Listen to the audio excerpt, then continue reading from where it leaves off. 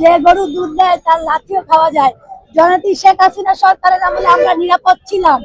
আর আমরা সুষ্ঠুভাবে আমরা দেখেছি, আমরা কোন রকম প্রশাসন থেকে সমস্ত একটা কথা বলেই প্রশাসন দৌড়ে আসতে, এবং আমাদের আগে যেভাবে নিরাপত্তা দিত জননেত্রী শেখ হাসিনা সরকারের আমলে আমরা যেভাবে নিরাপত্তা পেয়েছি, এখন আমরা সেই নিরাপত্তা পাই না। ইউনূস সরকারের আমলে তো আমরা নিরাপদ পাই নাই, এবং সেই ধারা এখনো বিদ্যমান আছে। এরকম বিচ্ছিন্ন ঘটনা তো ভারতেও ঘটে।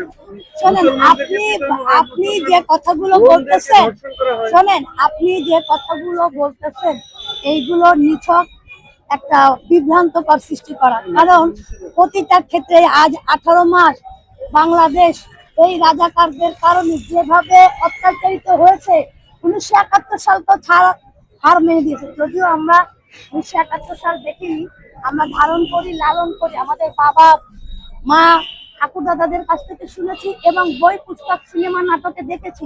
কিন্তু এইরকম আমি দেখিনি যে পাকিস্তানিরা তো আমাদের নয়, তারা হচ্ছে ভিন একটা ধর্ম, ভিন একটা জাতি, তারাও কিন্তু আমাদের এইভাবে জীবন্ত পোড়ায় নাই। কিন্তু আমার ভাই, আমার মুসলমান ভাই, সে আমাদেরকে জীবন্ত পোড়াচ্ছে।